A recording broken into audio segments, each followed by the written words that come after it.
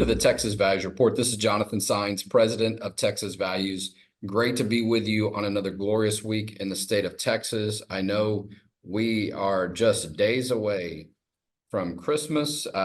Christmas falling on a Monday with church on Sunday has got many of us trying to, organize our week well, but certainly a week leading into Christmas. We're excited about it. Many of y'all know Christmas is an issue that we work on. I've got my Christmas themed tie, which reminds me of an important court case that we were involved in where a judge had a Christmas themed tie on in a court case we were involved in protecting Christmas in public schools. So we do have a website set up for that state law here in Texas, merrychristmastexas.com. So if you're wondering how schools should be handling that, as many of them are finishing up their time this week, maybe even today, if not tomorrow, merrychristmastexas.com if you want to check the website out so you know what the state law is that protects Christmas and the discussion of Christmas in public schools.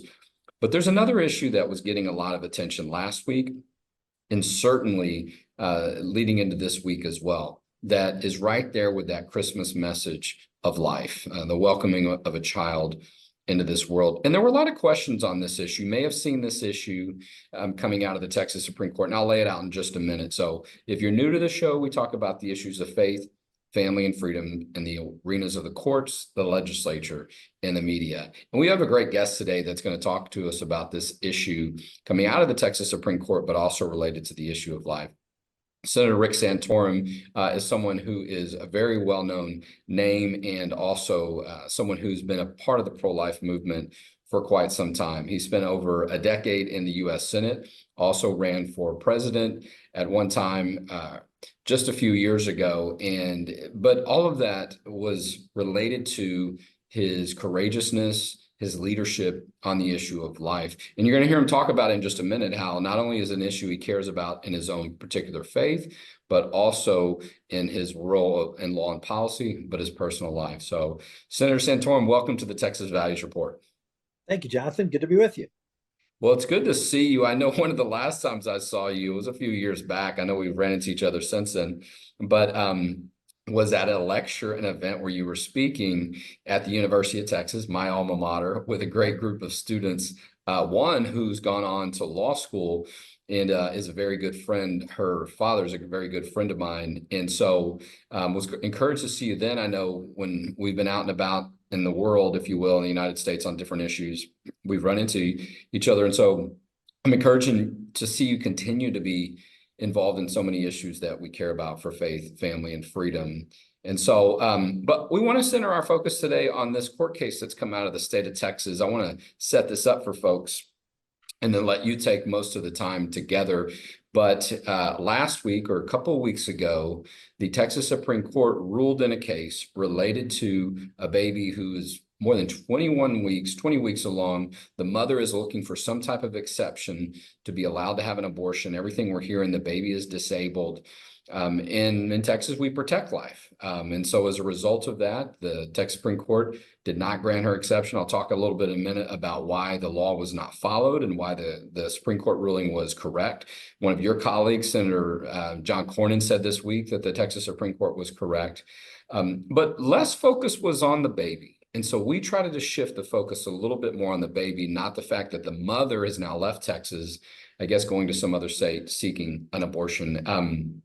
We know you have a personal touch to this issue. Your daughter, Bella, who has had this disability, if you will, trisomy 18. And so we wanted to have you come on and talk a little bit about that, just to help people understand how important life is and how meaningful it can be, no matter how it starts. So.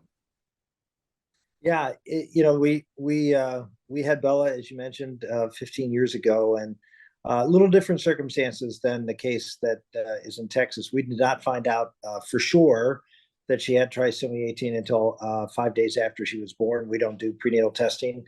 We accept whatever God has to give us, and we were excited to have Bella, and we were told the same thing that you heard in the press. I mean, the doctors pretty much said, well, trisomy 18, she's going to die in the next few days. You're lucky that she survived birth, and that they sent her home on hospice care. So 10 days after she was born, we took our daughter home with a hospice order and hospice attendance. And we quickly realized that that was the wrong diagnosis for her, in the sense that, we weren't going to sit here and wait for her to die. We were going to do everything we could to make her life as beautiful and as long as possible. And what we found out, the more, if you talk to any parent of a child with a disability, particularly a profound disability, you find out that they know a lot more about the disease after a period of time than any doctor does, because it's your life. And so you live with it, you learn from it, and you also just consume volumes and volumes of information, so you can give the best possible care to your child. And so we've become sort of the experts on trisomy 18. And what we found was that that the diagnosis that this is a fatal disability is false. It's not only false because our daughter is obviously alive, so it's not a fatal disability, but there are many other children. There's a fact that trisomy 18 and 13 Foundation, and they actually work with trisomy 18 parents all over the country.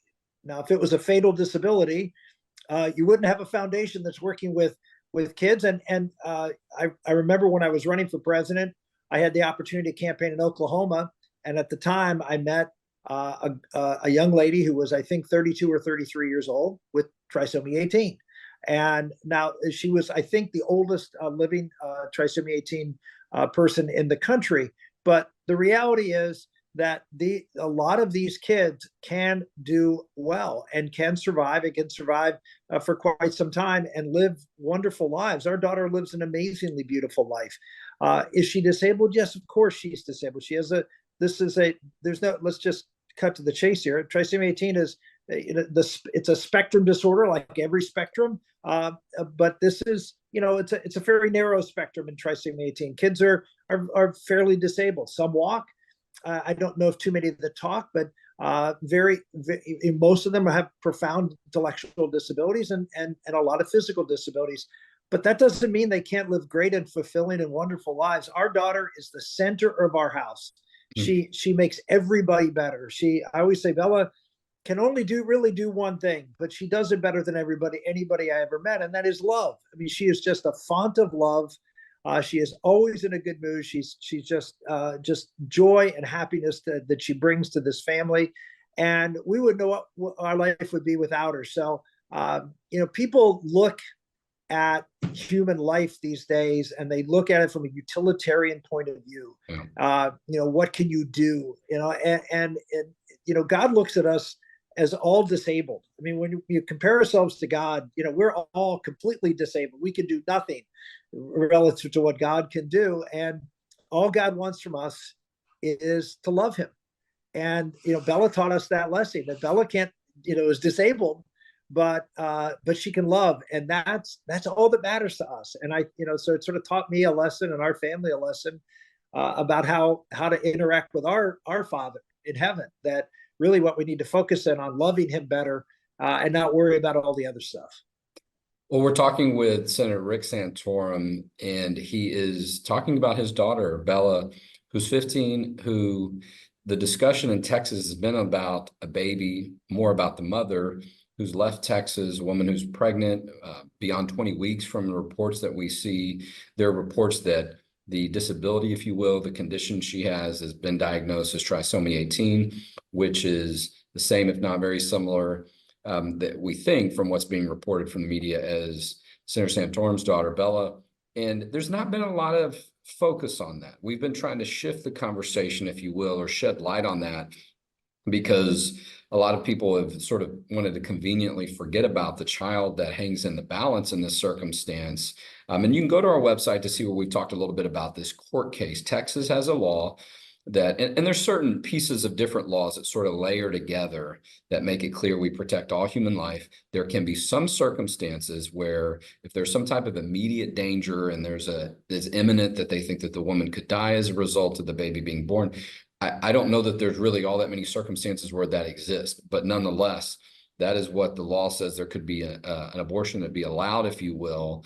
But in those circumstances, you have to have not just one, but two opinions from doctors. And in this case, The doctor that was going to perform the abortion gave an opinion, and that was it. There was never a second opinion. And from everything that I can tell, it seems like the doctor involved, that was sort of intentional. Maybe this is set up as a test case, if you will. And look, as we get close to Christmas, you talk about the ultimate hope of a baby being born. That is what a child and a life represents so often, whether or not we know what the outcome is going to be later on.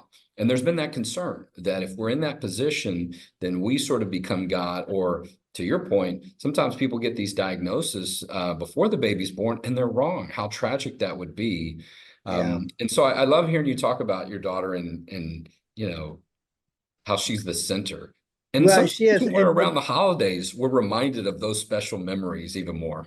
yeah, absolutely. And you see some stockings hanging up behind me. We have obviously all of our kids, and we just have, this Here, is move your our. head a little bit that way. We'll see Oh, them all. sorry. There Can we you see this go. way? This way? I don't know.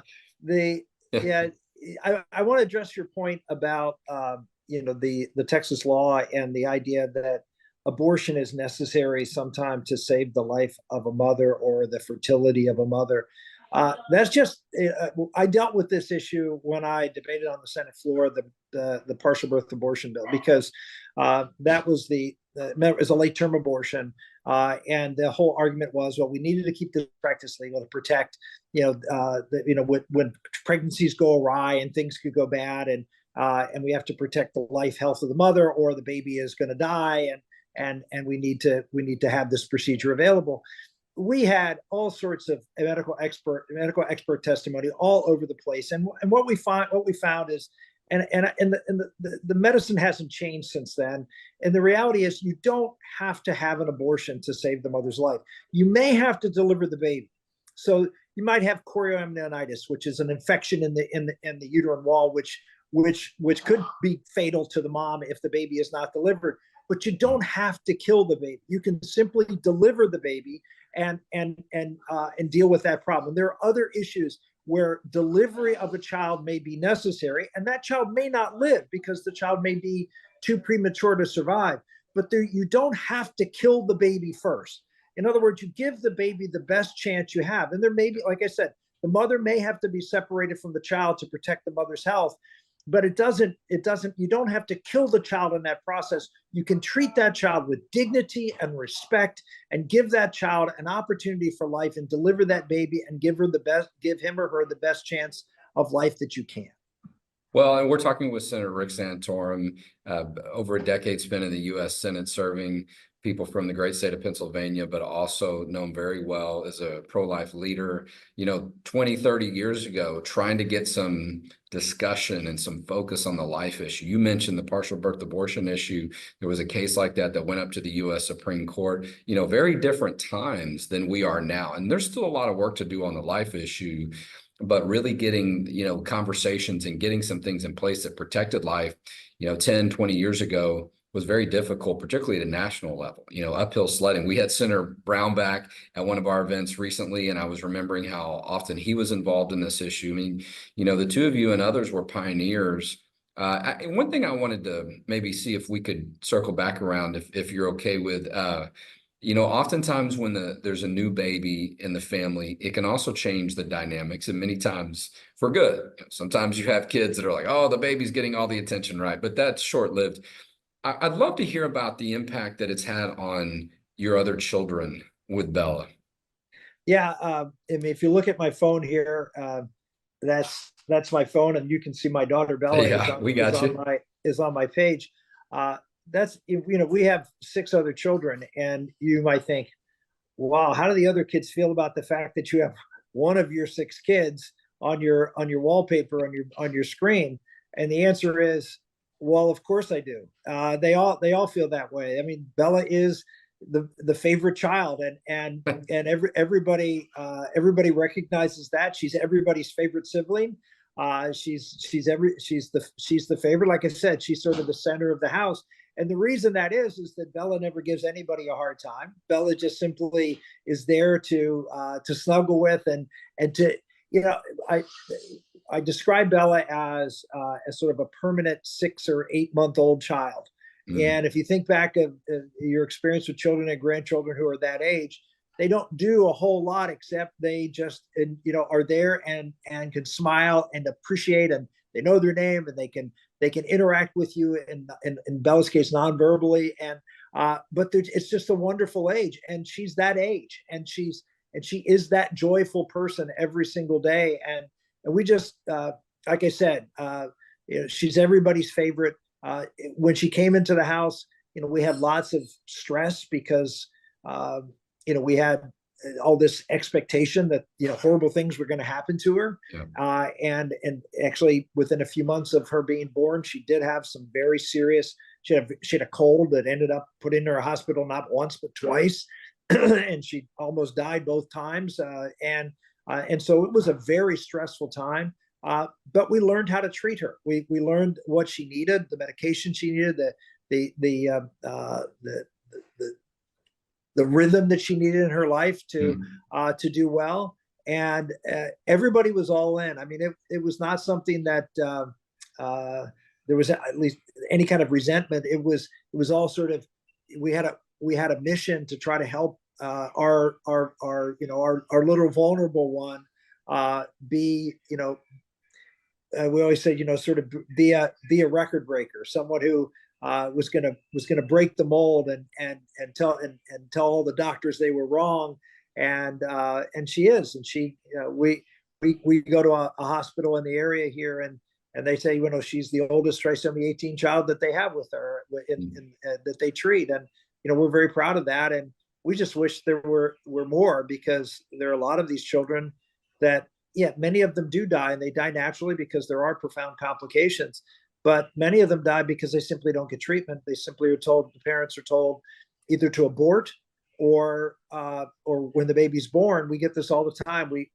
My wife, Karen in particular, counsels lots and lots of moms who know about Bella and read about, because they, you get a diagnosis of trisomy 18 and you go to the web, and you find Bella Santorum, and you hear about the Santorums, and we've been around long enough and have run for president and know a lot of people, and so there's always a way to find us, which we are very happy with. Or you can go on social media and find us, and we counsel lots of folks, and the tragedy is how many times we talk to parents whose doctors say abort, and who say they refuse to treat. They say, well, the baby's going to die anyway. We're not going to do this surgery, or we're not going to do this procedure because your baby's going to die. And well, of course, if any baby has a problem and you don't treat the problem, the baby's going to probably die. And that's the problem.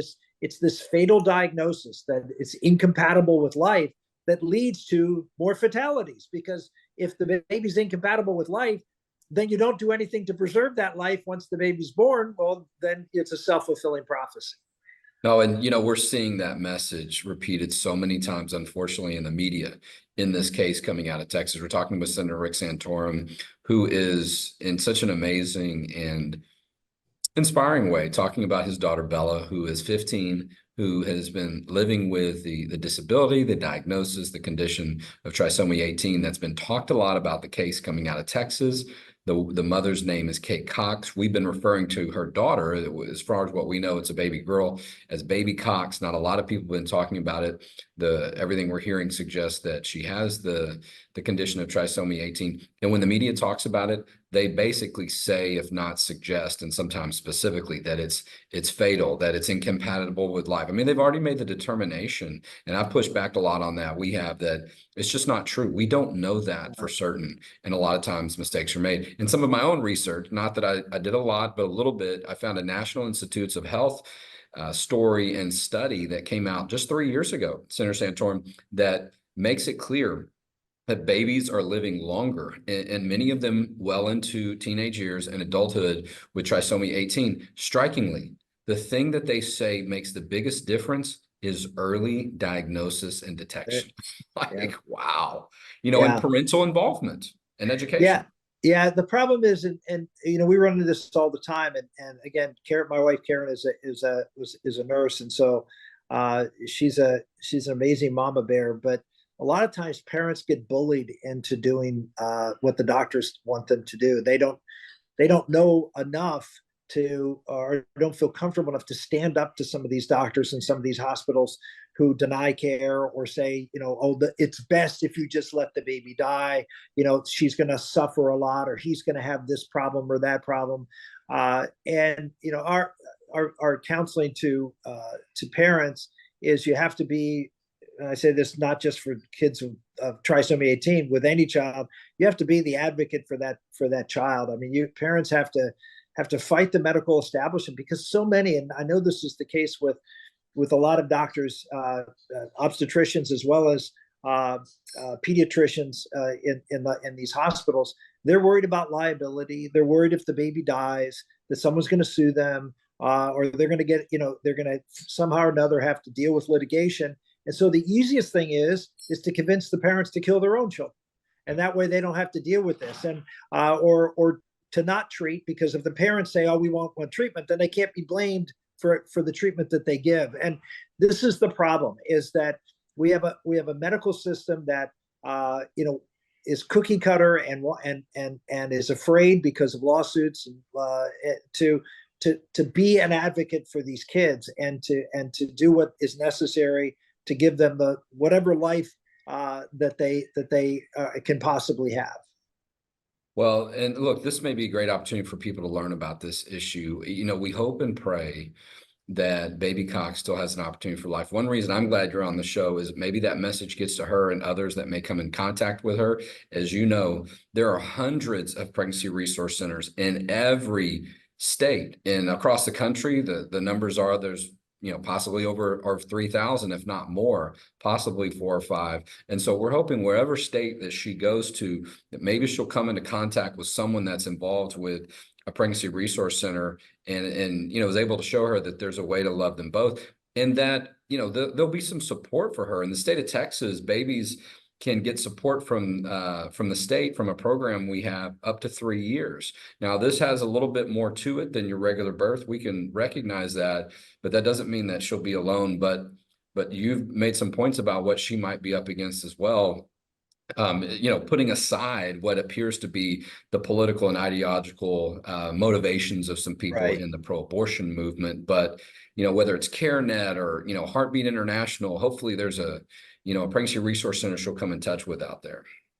Yeah, and look, I try not to be unrealistic. I don't want to sugarcoat.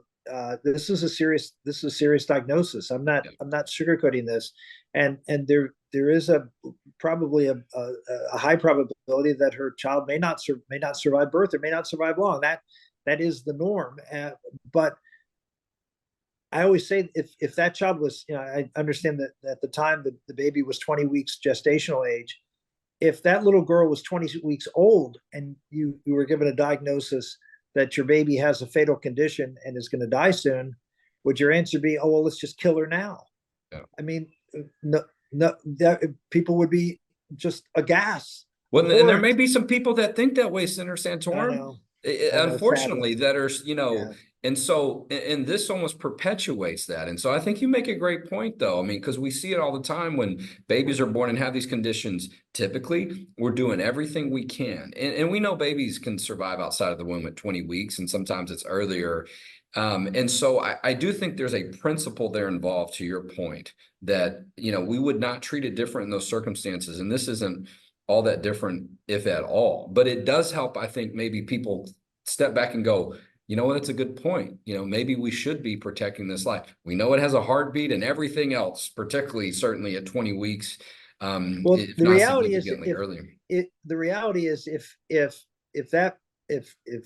and again, my heart goes out to her. I understand Sure. this is a very traumatic time, but the alternative is to kill your child in the womb and have that baby dismembered and torn from your womb. I mean, that's just the reality. People say, "Oh, they abortion," and just sounds sort of antiseptic. What's that? Well, what it is you go in and you at that age you have to you dismember the baby, and you take the baby out piece by piece. I mean, this is the horror of what this is. You're doing this to this poor little child, and you say, "Well, it's only a fetus." No, it's only a fetus is what you were. You were only a fetus. We were all only a fetus. This is a baby that can feel pain, will experience death, will experience the pain of death, and then be treated brutally by having its remains dismembered and taken from the mom. I mean, why would you do that to a baby that up until the moment you found out that the baby had a disability, you were going to welcome into your home, and you quote loved, right? How do Oh, you turn on that's someone that you say you love and all of a sudden wish that type of treatment to that little child?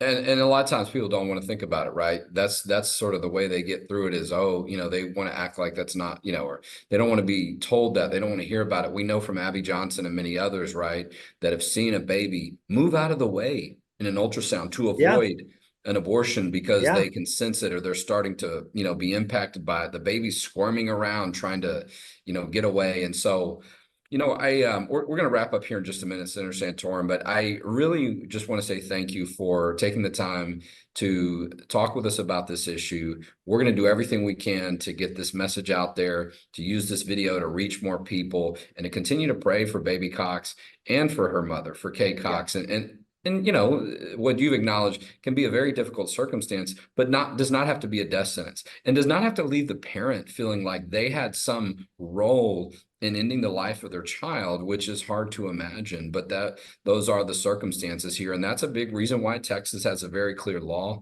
And when it's not followed, I believe the courts are in a position to say this is something that we're not going to allow. We're going to follow our law. But above all that, I hope it, gives you a little bit more, thoughts in your mind, if you will, or however it comes about, to enjoy that time with Bella and all of your family.